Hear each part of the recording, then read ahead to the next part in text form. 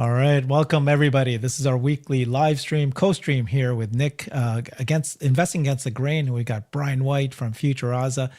Welcome, guys. We're going to talk the stock. I know that people think we talk stock a lot, but actually, I do like daily updates of news and things that are happening, and I enjoy sometimes to stop and think about what might happen to the stock. Let's do that today. Stock has fallen about 30% since year to date.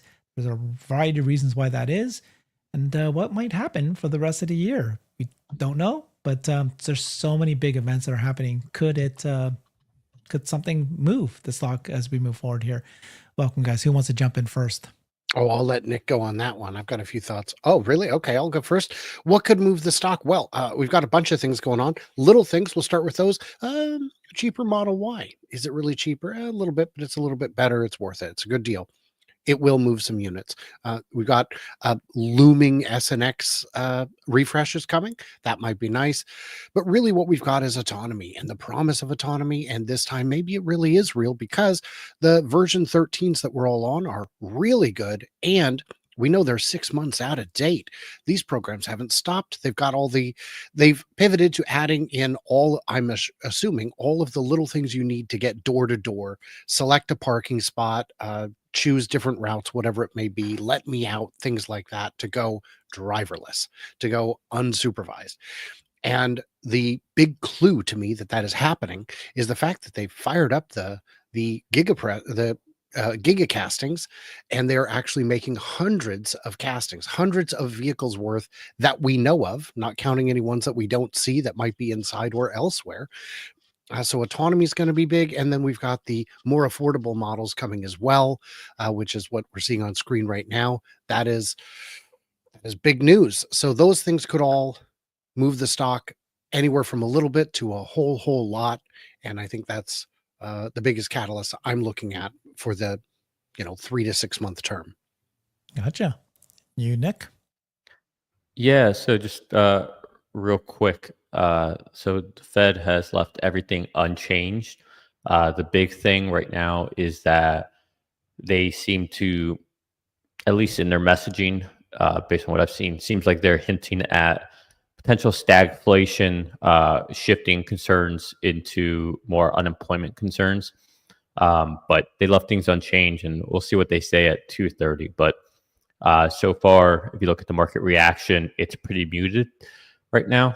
So everyone's on pins and needles for the stock market to officially open up at 2:30 when Jerome Powell starts speaking. Gotcha. And then the next, what it's the betting markets are saying, right? So first of all, the next Fed meeting is June, but no one's expecting interest rate changes until the following meeting. Yeah. So June was, I don't know if it's, I mean, I'd have to see right now what's changed, but it was over 50% for June. And then that came down to like 37%. So I don't know what it is now. I'd have to look it up while we talk here. But yeah, I think the longer they wait, the more you're going to see it on the back half of the year, which I think is, it will give them time to see more so what's happening with inflation and tariffs and all the good stuff that everybody likes talking about. Why am I still big? You're not. That was weird. What do you mean? I have it set up this way. So Nick, what's your thinking about stock? What can move it the second half of this year? So I mean, a lot of things can move it. I'll tell you, with some of these app updates that have come out. Yeah. Tesla's been using Tesla employees to test around in Austin and San Fran, but it almost seems like, based on the wording of some of the features within the app, that they might create their own Uber-like service, meaning we would be behind the wheel in other cities in other states to collect that data that the employees did in Austin and in San Fran before going wide. It's actually kind of clever if you think about it. But it'd be interesting. It's gonna be interesting to see what happens. But June might actually be less about just launching robotaxis in Austin, but I mean, I think there's a potential for them to say, actually, we're launching a ride-hailing network across the country, but in Austin, we're going to start with autonomy there as well. So I don't know. I might be reading too much into the verbiage that I see there in the app, but it's an interesting idea to think about. Yeah. Let's give the update of what's happening here. So there are software developers who dive into the Tesla app and they discovered some code in there. And in this upcoming update that we're all going to get, there's an unexpected big one, he said. Robotaxi functionality looks like it's baked into the app. They're calling it Project Alicorn. You have all these different features. Let's go through them. First of all, an Alicorn is a winged unicorn. So it combines a unicorn and Pegasus. So that's what Tesla apparently is calling this project, Project Alicorn, something you've never seen before. Well, it's here. It can fly. So some of the features, here's the list. You can see here that it got just pickup, confirm pickup, enter destination, arriving time, close trunk, house ride, fasten seatbelt, cancel pickup, pull over. All of these things look like that they're features for a robotaxi. So interesting that we're going to get that in the app. Our app has that ability soon that you'll be able to do this. So you can call a car, and then it has this thing says call driver. So people are like going, why would it have call driver? Could it mean, as what you're saying, is it possible that they might actually not only allow you to do robotaxi, right? Have unsupervised Model Ys and suburcabs, but maybe they're going to let you, if you live in Austin and you have a Tesla, to let your car into this network, but you would still need to be sitting there, but you don't have to drive. So you can still call you as a driver. Could that be what you're saying, right? Yeah, exactly. And it would essentially facilitate the same functionality that employees are currently doing in Austin, San Fran. Yeah. So employees today, right? You're physically in a car, but you'll let it drive you, but you're still, there's a driver there, but why not? Yeah. Yeah. I mean, again, we could be reading way too much into this, but it's, I don't know, this is part of the fun of being invested in Tesla is to what were you saying though? So you're thinking that that would even supercharge the stock even more if that's what you discovered honestly, Here you're gonna think I'm crazy. Something like that, I think, would actually send the stock. Robotaxis launching just in Austin, I think it'll be a non-event for the stock. So I think. Okay, but then you're saying that if you allow drivers, basically it's Uber, right? It's an Uber version. You have drivers. It's Uber, but more cost effective. But if they do that, all of a sudden this could become all of the United States instantly. Yes, because it's just Uber. It's not robotaxi. Well, and it's not just that, but to be able to do that, you have to pay for FSD. The driver needs to have FSD in their car to do this. Yeah, I don't think so personally. I think that it'd be odd that they would do this. I think that they need to say this is a robotaxi. It's Tesla. It's no person in the car. Here's what we're doing. I just don't see them going to launch both. The idea is both.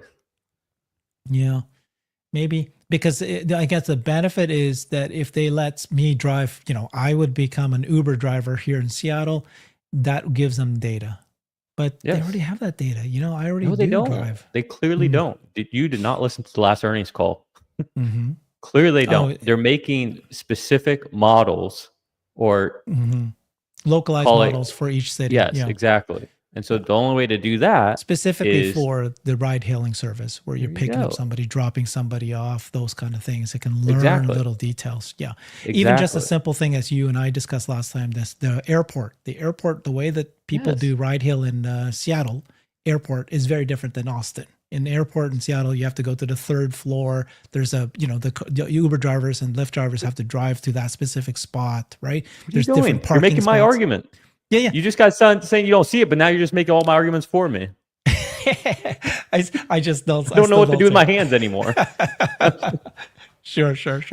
Okay, so you're saying there's these potential surprises, but let's assume that doesn't happen. That's like you said, reading way too much into it. Well, we don't know anything. Oh, okay. Well, as far as the stock goes, I think the stock is forget about the road tax event and all that. It's a summer. I don't summer, spring. Yeah. Stock market's dead. Mm-hmm.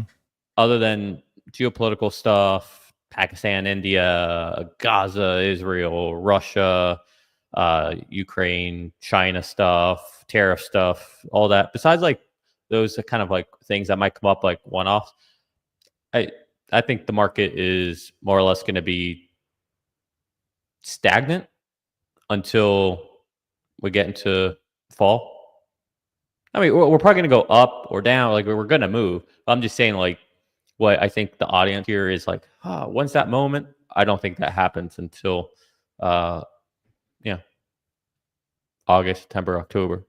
Okay, well, here's the thing, right? So by the end of June, not only the robotaxi event's going to launch, you're saying that could be a non-event. I've been saying the same thing because it's just too small, dip toe kind of thing. So I don't expect it to be a big mover. But the more affordable vehicles is supposed to launch either this month in 2-3 weeks or next month. It's supposed to launch in a couple months. This is a brand new vehicle that is, under $35,000, under $30,000. That's going to open up a massive TAM. If it is a compact car, is that not going to drive, the stock up? Because you've got a car company that is introducing a new car that is going to open up sales. Here's what was spotted apparently in Los Angeles. We don't know if this is real or not. It is apparently a Tesla, but it looks like it's a shorter version of the Model Y. It looks like a compact, a hatchback potentially. These are, and that's as far as I can tell, that is a structural mattress. Yeah, built in. Yeah, load bearing mattress on top. Sure. So, I mean, this is a good sign, right? If this is true, we don't know what this is at all. But if it is the more affordable vehicle, it does launch in June. What's that going to do to the stock? I don't know. To the stock, I don't know. I think there would be a lag while we see how much excitement there is, how much demand there is. If they start showing up in every city immediately, which I think they would, it would still take perhaps a couple months for the traders to recognize it, and a quarter or two for the sales to be to have full impact to the financials. So I don't know. I just cannot tell what that bipolar market is doing. It's really a crazy market. Irrational, I would say, unpredictable. Well said, Brian. I would say that in general, name a given event, anything, Cybertruck, factories, Battery Day, Investor Battery Day, We Robot Day, nothing. Exact opposite. So except I would say this is a car. This is a vehicle, and I'm still going to push back. Price. Yeah, I'm still going to push back. Didn't do when anything. Cybertruck launches exactly where I was going. You had videos from Sandy, from MKBHD, from Carmudgeon. These videos got 100 million views, all of them losing their mind with how amazing this truck was, and the stock did nothing. When people come in and leave comments saying, "Oh, Brian, you're just pumping up the stock," my friend, I am deeply flattered that you think I have the capacity to move a mega cap fund. But I hasten to assure you that is lunacy. If those guys combined with 100 million views can't do it, what chance do I have? What do you guys take of the comment that they made at the earnings call where they said that the ramp up for these more affordable vehicles, I think something like it's not going to be as fast as they had hoped for, something like that. I don't remember the comment, but I don't know. I don't know what to make of that. It doesn't make sense to me. It shouldn't be slow. Shouldn't be any slower than any other new model. So I don't know. Yeah, I think I took that a little differently. I think I took that to mean that the timeline is just shifting out from when they announce these vehicles or show us these vehicles rather than so much the production of them. I don't know. I think I heard that differently. The way you heard it is probably more accurate than what I heard. Okay. So far, you both are very conservative, as I am, that you're thinking that the robotaxi event launch in June is not necessarily going to pop it. The more affordable vehicles, may not pop it. until it shows up in earnings, which Elon said that it won't happen until second half of next year, which is all of our forecasts say the same thing, that's when robotaxi revenues start to move the needle, second half of next year. So unless earnings rise, then you have no idea. It's a total guess what might happen with stock. It's always been a total guess. It's a total guess. Okay, so but the macro is most important. So given what happened, stagflation, aren't more people now more confident that they will lower the interest rates second half of this year? Is that, again, and can you define stagflation for me? Yeah, so stagflation is essentially when the inflation rate is not where you want it. It's not too high, not too low, but it's above what you want. At the same time, you have unemployment slowly ticking up and not much happening there. We're essentially in this like place where we're just stagnant with inflation. And the unemployment part really factors in, because if unemployment is slowly ticking up, it's not exactly helping the situation because the Fed has a dual mandate. So that's what stagflation would be considered, is mainly things holding steady. I don't think we're in stagflation. I think it's pretty clear inflation's been coming down. We don't have deflation. I'm not saying we're going back to the price that we had before, but I mean, oil, just look at oil. That's all you really know. Oil and housing, that is inflation. All right. Oil touches everything. And high oil prices influence every price across sector, pretty much no matter what it is. So when you see oil cratering the way it has, and then you also see home prices starting to come down, rents starting to come down, is the largest portion of the CPI. Pardon? Rents are coming down? House prices are coming maybe down? Not where you live, but yes. No, I mean, I haven't seen. Yeah, across the country, it's we're seeing like the biggest drops we've seen since 2008. I'm not making these numbers up either. Like Austin is considered in a big housing bear market right now. Like I think prices are off like 10-15%. Like everything's crashing. There's pockets of Florida that you're seeing this all over as well. But I'm just naming a few places, but this is across the board. You're seeing this happen. There are certain like cities like Boston still has just positive year over year. So you're going to have that. New York's probably the same way. I imagine Seattle's probably the same way. But I just looked, and I'm seeing a bunch of cities where it is definitely gone down, even consecutive years. Some cities where it's still going up, but it does look like the overall trend is rents have corrected downward. The problem though is that like you don't see that in these inflation numbers for so long, because the way they do it is they don't look at, hey, what was inflation in April? Or in May, what was in April? Instead, what they do is they do this like this weird 6 month thing where let's say that we are let's say it's July. What they'll do is they'll take what housing was in January, and they'll take that current month, and then they'll average those, and that's your housing. But it's the only thing they do that for. They don't do that for bread or eggs or anything else. Weirdly lumpy. Very lumpy. So, anyways. Short though, what's your expectation for the economy and macro second half of this year? Honestly, I think second half of the year we're booming. I think a lot of this noise behind us. I think Congress kind of has their stuff figured out. Don't know how we get there, but they figure it out, and they eventually get to an agreement. And I think not financial advice, but I believe that Tesla will be at all-time highs by the end of the year.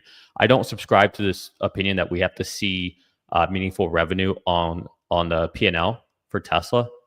I'm of the assumption that we just have to see the revenue coming in and the profits coming in and seeing that they are expanding, and that will be enough for Wall Street. Wall Street can do math from that point. Before that, gotcha. The Gary Blacks of the world, they don't know how to do math. But once they have that and they can extrapolate out, they like creating little linear Excel sheets. So it's not that June's going to do something, right? They launched a program, 10 to 20 cars. But if they start showing by, let's say, November, December, that it's actually expanding, number one. It's funny that you see the analysts going, how do you compare Tesla to Waymo? By June, they'll only have 20 cars. Dude, that's day one. Yeah, like Herbert, you just saw the Uber CEO and Gary Black repost this thing about how amazing Waymo's doing with Uber. They've got 100 cars or something. It's like, dude, they're gonna 10x that so quickly. Like, and it was just, I don't know. Like, I don't want to pick on Gary too much because I know you talk to him a lot, but he literally put a post talking about how Waymo's in there. They're already saturating the market with a handful of cars. Jay Leno has more cars than what Waymo has, right? Like, that's how few it really is in the big scheme of things. And his whole argument is that they're in there, they're booking all these rides and all that. It's like I just don't understand like how you can't just see that as Tesla comes on, they could be, even if it took them 6 months, they will pass Waymo. It's inevitable. They're moving too fast. Like, we're here, we launch. Even if they only do 20 vehicles, they had 20 vehicles a month. They will be past Waymo by the end of the year in Austin. Yeah, very easily. Yeah. Waymo said that they have 1,500 robotaxis right now over 4 cities, but they're actually in 7 cities. Okay. They have 1,500 and they expect to have 2,000 more next year. And they built a factory that's going to be able to do tens of thousands once it's in scale. Okay, let's stop right there because they're going to add another 2,000 next year. So let's just skip this year and talk about next year. If robotaxis deployed, how many are they going to add next year? Would you say 100,000 or 500,000? Because it's not going to be 2,000. Exactly. I love it. I love it. But our factory will be able to make tens of thousands. Okay, so a fraction of what Cybercab is expected to do. To say Tesla nothing, makes $2 million a year, and they're all robotaxi ready, capable cars. And guys, Brian, maybe you remember this off the top of your head. Cybertruck's first year, what they do, like 74,000? Yeah, something like that. Okay. Like, so let's say Cybercab is as slow as what Cybertruck was, and only does 74,000. What's Waymo gonna do? It might have been high 50s, but what's the story then? Someone in the chat said, well, if they just start with airports, it will feel like it's everywhere. Yes. Yeah. That's a good point. And what percentage of people who use the airport also use rideshare? Substantial, like almost a perfect circle on that Venn diagram. So it is, Yeah, you know what this feels like to me? It's like you're about to submit your answer, your final answer, or on Who Wants to Be a Millionaire. You're thinking through your head about the answer. You're triple checking it. You're about to win that $1 million. You got your 3 lifelines. You're using every one of them just to make sure that you're not crazy. And like everybody else sees this, right? And then also someone's telling you like, nah, that's not it. It's like, you're right. I don't know for a fact that this is how it's going to play out. But man, I've dotted my I's, crossed my T's, like just looked at what's happening, look at the deployment, look at the rate of acceleration. And it seems really difficult to see this playing out any other way. Even if you like are the most conservative you could possibly be, Tesla wins. This is a great table created by Frida Dwan. She's an analyst with Altimeter Capital, right? This is Brian. What's his name? Brad Gerstner. Brad Gerstner, who's a well-known VC who had billions of dollars in Uber, sold it, and then he's kind of in and out, but he's like switching to buy Tesla. This is what they should put together, which is really great. So first, there's a be there footprint, right? So a rider can sometimes hail a Waymo in every top 20 metro. They need about 10,000 robotaxis. So right now they have about that's like 1,500. If they get to 10,000, then they could put about 500 cars in every metro.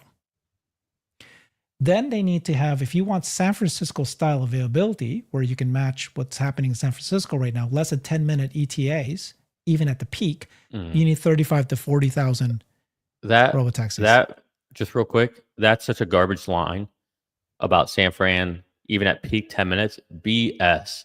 You know how many times I sat there and had Uber after Uber, Lyft after Lyft cancel on me? I have to keep reroute. Like, no. During peak hours, get out of here. You're looking 20 to 30 minutes easy. Yeah. So that you need 35, 50, 40,000. If you want a quarter of what Uber's capable of doing, you need 70,000. If you want full Uber parity, you need 230,000 cars.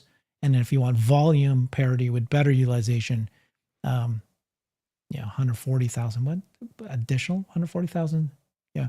Anyways, so 230,000 cars. So this is a good way to think about it, right? So Waymo has 1,000 to 2,000 cars, 3,000 cars next year. They'll produce 10,000 cars per year once their factories in scale. Meanwhile, Tesla can launch 230,000 robotaxis in the US whenever they want. They can do that whenever they want. So I think certainly by next year. I think the reason volume parity with better utilization is lower than the full Uber parity is because Ubers can't drive 24/7 and they can't just sit around in the most convenient place all day because they have lives and need batteries. Gotcha. You don't need 230,000 because Ubers don't. They people go home, they sleep. Yeah. Can you believe this is also this is also missing like this is. I don't want to be too critical, but this it's a great table. What do you mean? It's not, because what it doesn't. You want to hear why? Yes, I do. What it doesn't account for is it doesn't account for the natural. Let's say that everybody gets great utilization, 10 minutes, whatever, even at peak time with a road taxi. It's going to get more, you're going to have more people wanting to use it than like an Uber, because it will out the gate, even if it's the same price per mile, it's going to be the same amount. But guess what? You don't have to tip. So right out the gate, you're going to get more demand for that. So in order to do that, you're going to have to, even if you just maintain the price, you're going to have even more vehicles to compensate for that 10-minute because you have more demand, right? And then as you add more vehicles, you're naturally going to bring the price down, which is going to increase more people. So you're going to need more vehicles. So like it doesn't account for this self-feeding effect, bringing the cost down. So that's where I think it's like, yeah, on paper it looks good, but it's missing this very big dynamic variable, which is unit economics and price per mile. And that is not something you can just dismiss. That's literally the whole thesis behind autonomy. All that I think is true. I just like the magnitude, just getting a sense. No, right? You like the Excel linear sheets. I got it. 2,000 cars. What does that get you? 40,000 cars, 10,000 cars, 40. Just a sense, just giving a sense of magnitude of what you need to have. I think the best kind of back to napkin math I've seen on this is roughly what James Dalma put together. I think he's thought through it a lot, especially when it comes to pricing structures and demand on different city types. I think it's been a long time since I've seen it, but I think Chicago is what he used as his main focal point of a city. But I think he has a very clear and cogent way of thinking about it. Okay, so let's map this out. By the end of this year, right? I think that there's a lot of concern about volume sales of Tesla sales of vehicles. We saw some Europe numbers are low. Some people are trying to say, no, those are just, there's still cars in transit. Others are very concerned about that. I think Brian and I were talking, we're both still at the 1.8 million. We're not thinking that the end of this year is going to skyrocket in terms of volume sales. Some people are saying that by the end of this year, they will see 2 million, 2.3 million for a variety of reasons. FSD is a demand driver. You've got the new, more affordable vehicles coming out as well. Where are you at? What's your expectation for volume sales of Tesla cars by the end of this year? Who are you asking? Nick, because I think you told me you're at 1.8, right, Brian? I'm about 1.8. Yeah. I have no real idea for the end of the Okay. year. So I think I've told you, like, I just, to me, it's so irrelevant. okay, Like, yeah, it's we need to irrelevant sell for you. vehicles, but So you've got car sales, and then you've got the robotaxi launch. You've got robots maybe the end of this year, and you're still thinking that the stock, if macro behaves and it's actually cleared a little bit more back into boom times, that's when you think the stock might go back up to all-time highs. You said, yeah, I think by the end of the year, yeah, look, this is what I see happening. I see by the end of the year, and look, I'm probably gonna be wrong about all this, but this is my take. I think by the end of the year, Russia Ukraine stuff is resolved. Gaza Israel stuff's resolved. Let's hope all this is true. We have tariff noise, all that has settled down. Maybe we don't have deals with China yet, but in general, it seems like things are in the right path. Fed starts cutting rates. And then we see how Tesla's progressing with autonomy, and it's showing good growth and expansion. And all those things together really come at the end of the year. And I think that leads us to all-time highs for Tesla. I just love that your thesis hinges on peace in the Middle East. I think I kid. You know, to be honest, if there's things that actually don't have to happen for this to be true, it's peace anywhere. All that we would need is no new outburst, because just like after the Russia Ukraine stuff, like 2022 was kind of chaotic, but we just hit all-time highs not too long ago, and that war's still raging on. So Absolutely true. It just becomes background noise. One last thing I wanted to mention on the difference between Waymo and Tesla's approach is watt hours, kilowatt hours per mile. As we know, the Cybercab is projected to be at 5.5 plus miles per kilowatt, which gives you a efficiency. You know, it's 0.18 kilowatt hours per mile. Where Waymo, if you're talking about the iPace, it's at almost 40 cents before you put on the sensors. It is twice the price per mile just in juice. Forget the fact that they're harder to clean and that you have to have a human plug them in or something to plug them in. Forget the fact that they're only going to last 100, 150,000 miles, where the Cybercab's designed for longer and better utility. I do not understand how you can compete. okay. So Nick is listening to Jerome Powell. He'll jump on board as soon as he hears anything that if Jerome says anything interesting or important. Yeah. The Fed is speaking right now. It's sometimes his commentary that makes all the difference. That's going to happen right now. Mm-hmm. Yeah, tone of voice can be enough sometimes.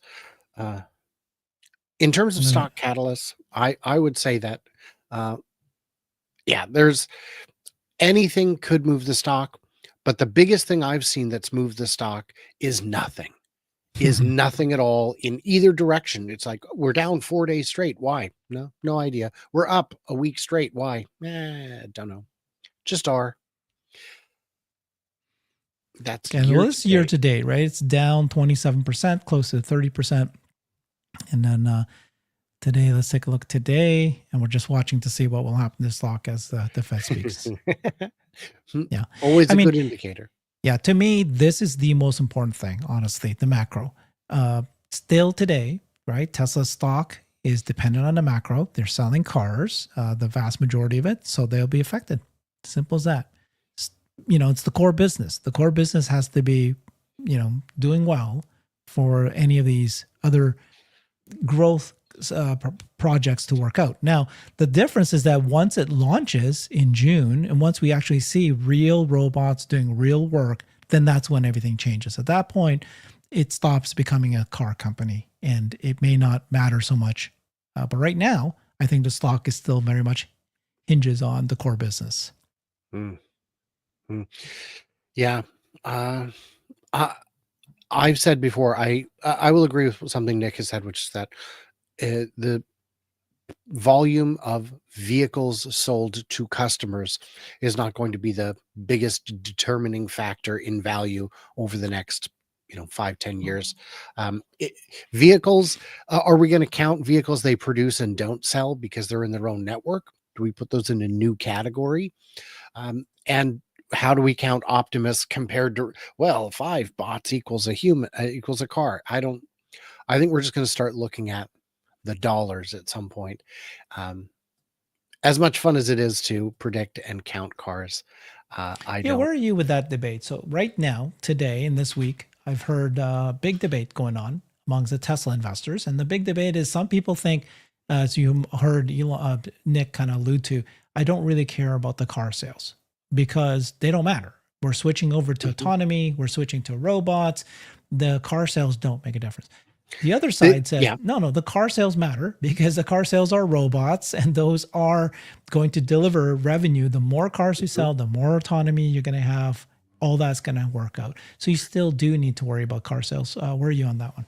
Both sides are right. Both sides matter. Car sales absolutely matter. That's where the overwhelming majority of the revenue comes from. That's Tesla's biggest business by far today.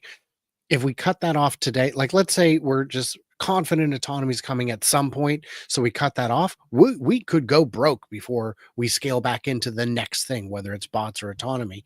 So we need to not forget to water the plants, as it were. But autonomy, I don't agree with that. I know you may not agree, but I don't care. No, but no, no. What I mean is like, okay, so but every car you sell today is a robot that you have tomorrow. You can't, if you stop selling cars, if you say, well, I don't care about selling cars, you need those. I mean, those cars. Yeah, no, it was a specific comment you made that I didn't agree with. Like you were saying something like, if the car sales stop today, then the revenue will drop to zero or something like that. And that's what I mean to say is that let's say there's tremendous brand damage and that's an issue and they can't sell the cars. They should switch over to not selling cars to consumers anyways. They should just make cars for robo-taxis, make robots for robots sales. Right. And you don't need to sell the cars to consumers. No, you can't do that today. And so for today, right. If robo-taxi works, you know what I'm saying? Yeah. Oh yeah. Then everything changes. But until it works, nothing has changed. We just have to continue planting those seeds, and selling tremendous volume of vehicles today is how you plant those seeds. And because I've seen people saying today's auto sales don't matter. And I would argue today's auto sales absolutely matter. 6 months ago, Elon came out and said that we are in between two growth waves. Okay. And that's why 2024 was a bad year. We had a low numbers of cars. It looks like 2025 could still be kind of the same thing, flat, no big deal. Now there's on top of that, you got the brand damage and the people, some groups of people are upset and don't want to buy Teslas. Fine. That's probably true. We don't know if it's a big deal or not big deal. We'll see those numbers coming soon. But this whole idea of we're in between two growth waves, right? Because you've had the Model Ys and Model 3 selling like crazy for so long. They've now done a refresh of Model Y. They're about to introduce new models, new more affordable vehicles. And then the compact car, you can have cybercabs. These things are going to just take off to a brand new growth wave. How confident are you that we're there? Are we still in between? And how long will it take us to finally get to, this next growth wave that is really starting to grow again? If you're asking me, the answer is once the autonomy is unsupervised. I assume there will be some kind of remote supervisor, but what it needs to get to quickly is not a ratio of like 1-3 or 1-10, but like 1-100, 1-1,000. When we get to even 1-100, I think autonomy is going to become the name of the game. And Tesla will begin focusing their cash pile on building out their own network of ride-hailing things. Yeah, all those cars coming back on leases would be amazing bargains for Tesla to deploy. I think if you separate the two, okay, let's assume there's no autonomy at all. I think we're still in a massive growth wave. We'll still get back to the 50% growth again. Why? You got more affordable vehicles, and then you've got, the cybercab counts. Even if they keep it, that counts towards the 50% because we're talking production. And when on delivery, and you got the revised Model Y. So now, of course, it's all contingent upon a macro across the globe, right? You got to get back the interest rates coming back down again. And if that doesn't happen, then we can get there. If not, then no, right? That's not going to make it go 50%. That's just cars. Now, if you add autonomy, which you should, because even if you don't get robotaxi, you still have really good ADAS. That's going to be a demand driver. It is a demand driver. It's going to become even more. Like you can see that what's happening in China now. The people who are testing it's going viral, and they're realizing that this is a feature that every car needs to have. And so all the car makers are now coming out saying, we've got to include it with all of our cars. There's no debate at this point. And then they know that Tesla's better. Then that's what's going to continue to drive more, choosing this car versus other cars. And that becomes a differentiator. So then it becomes a demand driver. So even that alone should drive more car sales for Tesla. Then you got the robotaxi. So yeah, all of that's we're going to see definitely big numbers. And I think the biggest reason we're going to see it is because right now I think there's a real affordability crunch. And 3 of the products you named are aimed squarely at affordability, the robotaxi and the potential new models. Yeah, what I should pull out is the old chart I used to show that shows price elasticity and what happens to the market, just in general, cars in general, what happens to the market when you start selling under $35,000? How big, how many more people? I wish I can find that chart again. Do you know what I'm talking about? Yeah. No, remind me. Yeah. A quick reminder, there will be an after show on my channel where I address questions and comments from the chat. There is more room for discussion in that format where it is just me and all y'all. So that'll be fun and interesting. So describe what you're looking up, Herbert. Yeah. So it's a chart that I looked at that showed the automobile market and how many people are able to buy cars depending on the price point. Right. So if how you're every talking about 5,000 reduced increases addressable market share, not linearly, but exponentially. So when you're selling a car that's $100,000, you're talking less than 5% of people can pay for that. Just fact. Just simple as that. Just simple as that. And so now as you bring it down, and we're still selling, all of Teslas are selling over $40,000, there is a certain cap of how many people can afford that. That's why the monthly fee matters so much. Then when you bring it down though to 35,000, not 40,000, it jumps in terms of how big of a market the people are able to afford that. And if you're under 30,000, that's even crazier. That's when things just really skyrocket. So that's why these more affordable vehicles, it really will be interesting. Now the question is, does it matter the form factor? Price matters.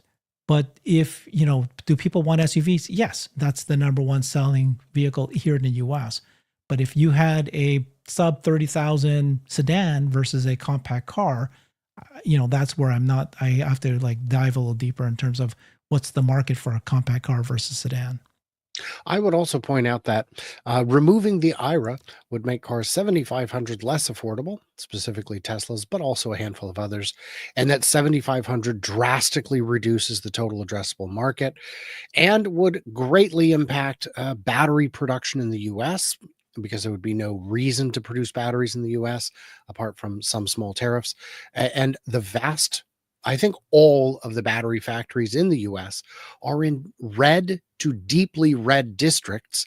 So I hope those Republican voters in those districts are able to contact their representatives and say, look, if we kill the EV credit, you're killing factory jobs in my hometown, which is what I thought we were trying to bring back.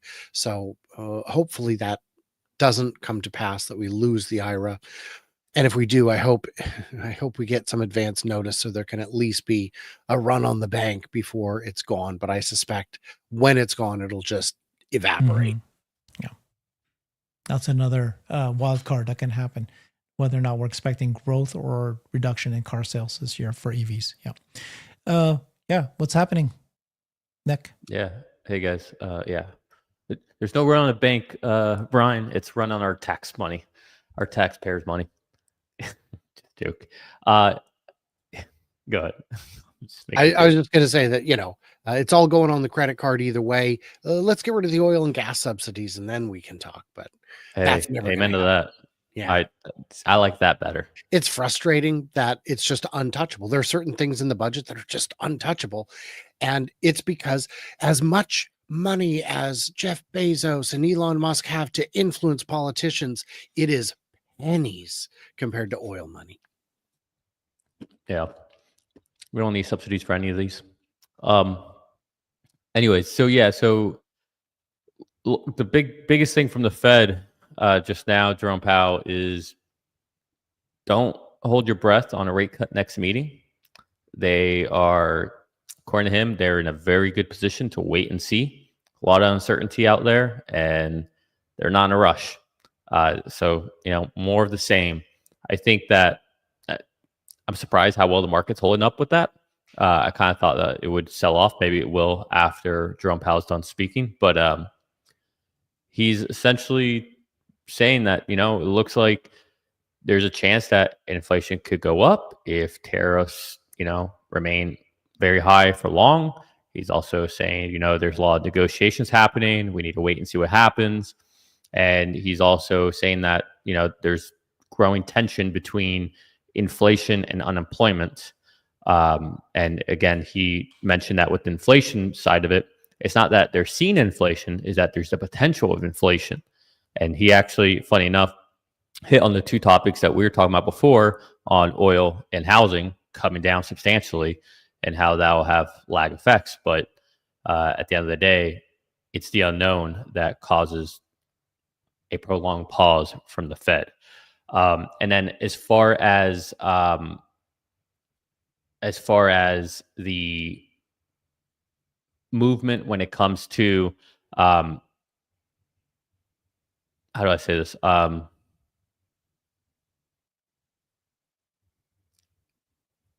I'm at a loss for words. With the balance between inflation and unemployment, he's not sure which one would have to have more of the attention, right? Because if it all depends on which one they would have more runway to deal with it being at a place where they don't want.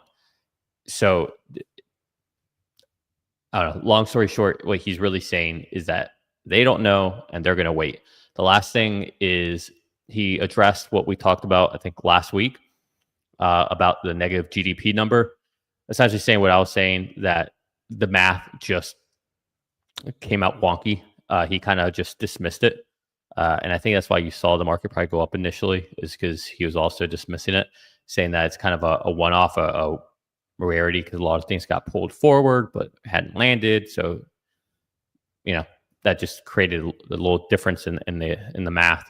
But yeah, I would say I wouldn't hold, like, if I looked at the odds, I bet you that they're a lot lower for a June Fed rate hike now, and we'll see what happens. It could be higher in the following second half of the year, right? Because that's what I saw. Lower chance that they're going to do any cuts in June, but higher chance that they will do cuts second half of this year. In fact, 3 cuts. Yeah, it's way higher as you get towards the end of the year. Yeah, just don't expect it now. That's fine. I mean, just too much going on. Let's see. I mean, it is interesting that we've been waiting for these rate cuts for so long at this point. Yeah, we all were so convinced it was going to happen last year. Yeah. June is all the way down to 27% chance. 27% chance it's going to be a rate cut in June. Yeah. And let's see, July's got 56%. Mm-hmm. September. What about the kind of the elephant in the room? I guess not an elephant in the room, which is basically AI. The progress of AI has caused a boom for the Mag 7s in the last year. There seems to have been a pause, but there's no pause in how fast these AI is improving. Did you guys see David Sachs? He did this great last All In podcast, and he explained that, with compute, with data centers, with algorithms, all of them are all going through 10x, exponential growth. You have to combine them all. That in 4 years, he sees 100x This is not just an exponential growth. This is an exponential, double exponential, even a triple exponential growth. When you have 100x improvement in AI, this is going to just change performance and productivity of companies, as we've already seen. And so that has carried the day, right? So it's kind of like causing, like these Mag 7s will boom regardless of what's going on. Not regardless, but, like less impacted by the economy as these guys. They're just, And the interconnected nature of Optimus, I was having a conversation that's going to be published in the next few days with John Twigg, where I was saying, what I want Grok to be able to do is say on my journey, what's a restaurant on my path that has gluten-free, whatever. And it'll actually read the menus. And he said, no, you're thinking too small. It will ask the Optimuses working in those restaurants along your path what they sell that matches that. So you're not even reading old information, old as of yesterday. You're getting brand new information from the assistant chef himself, Optimus. that hour. And also we're out of the eggplant. Right. So I am doing my best to wrap my head around what this future means, and I am not succeeding because it is going to be, everything is about to change, and we are going to be part of it. We're going to, I would like to have the ability to invest in an AI company, You're right. in a robotics company, in a robotaxi company. But unfortunately, I can only invest in Tesla. It's right. David Sachs did not say 100x. He said 1 millionx in 4 years. You're correct. I was off by double exponential. He did say 1 million. It's just one of those things where, you read it, you've done a show on it, but you just can't get yourself to say 1 millionx. That just seems so wrong. Does seem like a big number. But so that's the thesis. Tesla will the thesis is that we're also worried about car sales. We're worried about the macro, which we should be, but that's like the old world. AI is improving so big. What is it going to do to our cars? What is it going to do to robots? What it's going to do to that? That's the thesis. That's why you're investing in Tesla. I do have a question for both of you, which is, if you look at the financials, if you look at the data published by every other car maker, they break it out by model. Every model gets the sales figures shown. Some of them go even further and show you by region. Why does Tesla like to lump together 3 and Y, which is not particularly helpful, and SX and everything else in the world? Why do they do that? Why do they obscure that?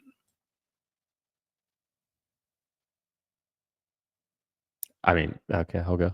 My opinion is because the less, if it were me, I don't want to show everybody everything. I want to keep my cards close to my chest. Tesla keeps its cards close to its chest, and so do other companies, but they do it in different manners. Ford and GM, they will talk, or they will put out onto their P&Ls and their financial statements, to your point, regions, costs, all that stuff, right? They'll put it out there. But you never hear from their CEOs. On the other hand, Tesla says, we don't really want to give you a breakdown of every little thing we have. We want to show you what we got, but we're going to do the bare minimum. But you're going to have unprecedented access to the C-suite and to other leaders within the company who will just randomly post on X, and you get details that way. So I think they all pick and choose how they reveal what they reveal. If I had to choose one or the other, I choose what we get with Tesla over investing in a company like GM or Ford. But that's me. And again, I think you choose what you want to keep close to your chest. And I think there is probably a strategic reason why they do that. I can't give the answer to what that is, but I don't think they do a lot of these things by mistake. It could be the shareability of parts and the production line, right? Model 3, Model Y, they share so many parts together. So they just think of it as really as, a fork of one car. Well, it's also, correct me if I'm wrong. No, I'm pretty sure I'm right about this, but I remember when there were attacks, if you will, against Tesla to try to sabotage their supply line by other OEMs purchasing certain parts so that Tesla wouldn't be able to have them. I believe that was GM that was doing that. I didn't hear that story. Pretty sure it was When Tesla was 2018. very, very small, I could see that. But even by 2018, I think it'd be getting tricky. I think it'd be difficult, but not impossible. But while arguing that 3 and Y are very similar, S and X and Cybertruck and Semi, I mean, S and X may be similar, but Cybertruck and Semi, those have nothing in common. I just think it's very unusual that a company at this level of maturity would not be sharing data like that. I think it But limits they don't. our ability to understand what's going on. But they do that all the time, right? They don't tell us Right, but other how many people companies don't. subscribe to FSD. Right. And even with as closely as we study it, we struggle to come up with good answers, and it makes our job difficult. It makes analysts and fund managers' jobs difficult, and gives. So what leaves do us you with an guys think incomplete they'll picture. start? What do you guys think they'll start reporting now? Because things are about to change big time, right? So they started reporting energy. Are they going to start reporting FSD uptake? No. Will they start reporting critical disengagements? Are they going to start No. reporting I'm with Nick on both of robotaxi those. revenue? No. Maybe, but when? I mean, certainly not in the next 2 or 3 quarters. I think they'll show it when it's mature. I do want to say that I'm going to go take my quick break. So I have a quick rest before the second live stream where I answer your questions. And I shall see you all then. Thank you, Herbert and Nick. Thanks. And I'll talk Yeah. to you soon. Cheers, my friend. So you don't think that they're going to report robots made just like they report on how many vehicles are being made right now? So right now we're all like, oh, how many car sales were there this year? And is it up or down per quarter? And oh no, there's a lot of inventory. Look at the parking lots. When do they start? We're talking about them as robots, and this is how many robots with wheels and how many robots with legs, and this is how many we've got in inventory and how many we're selling, and that change happens. I think it can happen sooner than you think, maybe by January. No, I mean, you're asking what I think. I don't think so. I think what you might see is how many miles driven they gave for robotaxi. That might be something they share. But that's pretty much it. I don't think they'll talk about how many robot. They might talk about how many cyber cabs they've built whenever the time comes for that. But look, there's no upside for them sharing any of this information.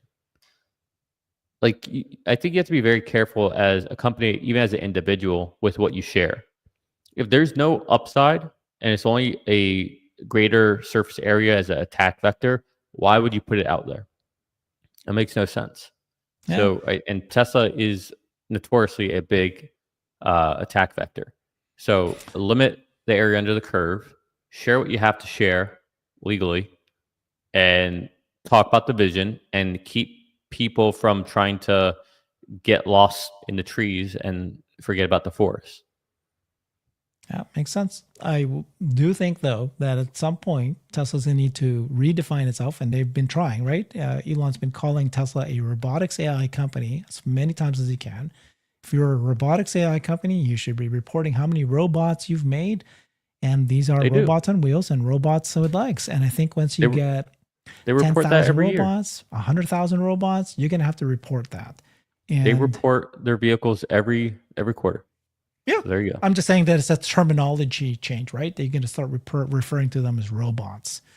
Okay. Well, I thought when you were saying that you're talking about humanoids, that they'd report humanoids by the end of the year. And I do not think they will do that. Maybe not the end of the year. You're right. I mean, if they only have 5,000, probably not enough. But I think once you get to the 100,000, once they're selling them, once they actually have a automated line going, that's different. Yeah. But right now it makes no sense. And again, with the robotaxi, honestly, I don't think that the revenue matters to show. I think you don't see Waymo necessarily talking about like the revenue or the profits, right? You see them talking about how many miles they've given, how many cities they're in. I'm sure it's in somewhere in the financials for Google. I'm sure you can see it. I'm sure they break it out, or maybe they don't. I don't know. But I don't think it's important yet. Yeah, and I don't think that Waymo's meaningfully changing the stock price of Alphabet. Agreed. So But even though it is contributing, revenue, it's still not like all of a sudden the investors is not going, oh my God, Waymo's gonna, they've broken, they've solved the problem, they're gonna go crazy. I don't know if that will happen in Tesla. I think it will here's the only question. happen for Tesla until second half of next year, once you start it to be meaningfully moving the needle. That's when it changes the game. So here's a question for you. In a world, let's say that we lived in a world where there was no Tesla. Do you think the Waymo valuation would be a lot higher?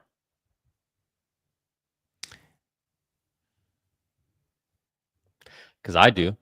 I think Tesla's existence and FSD's existence is why Waymo isn't worth more. The problem with Waymo, I still believe, is that people can't, it's not scaling, right? So they need to show them that they're going to have hundreds of thousands of cars. And, it's shocking to me that even today, first of all, they only have 700 cars. Now they've said that they actually have 1,500. Okay, great. And they only have 1,500 cars, and they're going to have 2,000 more next year. And that it's not automated yet. And that these LiDARs are still massive. The whole goal was that you were saying that, you've had LiDARs now for over 10 years, that the cost of these LiDARs are going to fall, that form factor is going to become lower. It's not changed. So maybe I'm missing something. Maybe the exponential curve of cost has gone down. I'm not seeing it. It's still massive. So I think that until personally I see that you've proven that tech works, now you got to prove that you can scale and take over markets. Yeah, I mean, look, at the end of the day, even if Waymo was able to make all their sensors and all that very cost effective and flush and sleek on the vehicle, they still have to purchase the vehicles, which means a third party has to get their margin. And we know that there's really no other EV even profitable right now. So, other than Tesla.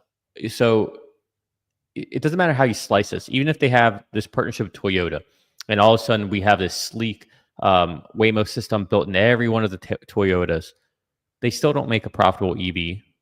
They still have to share on the revenue with Waymo splits it with Toyota, and then Toyota has their third parties and all these margins. And it's still so convoluted. And again, I'm of the opinion that whoever can scale first wins. I do think it's a winner take most market. Uber has proved that it's a winner take most market. Exactly. Mm-hmm. Right. And so the question is, how do you fund this if you can't, right. You get what I'm saying? You need to be able to have some flywheel. Yeah. Their argument on their side is that it's meaningless because if you amortize it, if you depreciate it over the years, that the high cost of the car, once you translate it to a monthly, once you translate it to a per ride thing, it's not a big deal. Yeah. It's like 25 cents extra ride. That's what it costs. Yeah, so it's not a big deal for them. If I could take a 25 cent per mile ride over 50 cent per mile ride, I'm taking the 25 cent. Yeah. But so that's it is a big deal. It's, mm-hmm. Mm-hmm. And the question is, can you amortize it out to a low enough cost faster than what Tesla can drop their prices and scale? There's no way. We're not arguing whether or not Tesla's going to win or not. We're arguing whether or not Uber, if Tesla didn't exist, would it be priced higher? And I'm saying well, you need to have shown that they're going to scale and they're about to go. And right now, it's still a test. And that's why I still think that even with Tesla, if they have 10, 20, 30,000 cars, like you were saying that at some point, you don't need to wait for the revenues to appear in earnings in the second half next year, that the stock will go up. But when? We're talking about 20,000 cars, when does that number become something that investors can go, they did it? Assuming that they don't do the Uber-like service, like I mentioned earlier in the show, mm-hmm. Assuming they don't do that, I think all it takes is them launching in a city that's not San Fran or Austin. That's all it takes. Yeah. Because San Fran, Austin, the crutch there is like, oh, well, you've been testing here. But if all of a sudden they launch in Dallas, if all of a sudden they launch in Jacksonville, all of a sudden they launch in Raleigh, North Carolina, it's like, whoa, okay. Yeah.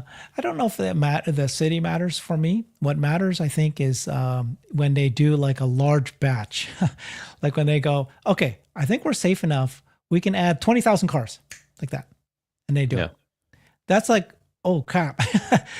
And by the way, if they can do 20, they can do 100,000. You know, like at one point, it's like they can just turn it all on because they're ready, because every car is ready. And that's the thing where you have to understand that that's a difference, because Tesla's already scaled. They don't need to wait to make the cars. They already have them. But they're not going to add our cars until second half of next year in a robotaxi version. So I agree with that. So that's why it may not happen until the second half of next year. I think this time next year, Herbert, what are we? Mid-May? Yeah. Early May. This time next year, there's going to be hundreds of thousands of Tesla robotaxis, is my guess. Yeah, that's very, very possible at this point. It's looking like it. Yeah. And okay. Yeah. And at that point, it's like, it's, to your point, like, did we have to get to 100,000 before the stock moved? Or was it 5,000? Or was it 10,000? And by the way, 100,000 is a small number. That's the whole point. There's 2.5 million Teslas in the US that are robotaxi capable. Now you got to prove that it can be done in Hardware 3s or AI 3s, but no, you don't. Possible. They can be upgraded. Prove that. Yeah, they can all be upgraded. Yeah. It's not a big deal. Because but if Herbert, the program works, this is meaningless. Yeah. And real quick, like, there's a point. I don't know what that number is. Is it 1,000? Is it 5,000? Is it 10,000? There's a point where everyone says, "Okay, yeah, Tesla did solve this." When Dan O'Dow is like, "Okay, I'm calling off my campaign." Never gonna do that. Like, there's a point. There's a point where that happens, and I think that is between this time, within the next 12 months, that point happens. That's funny. Awesome. Thank you so much, Nick. Stay on board, and you'll be redirected to see Brian again, and he'll do his show. Thanks, everybody. Bye-bye. Cheers.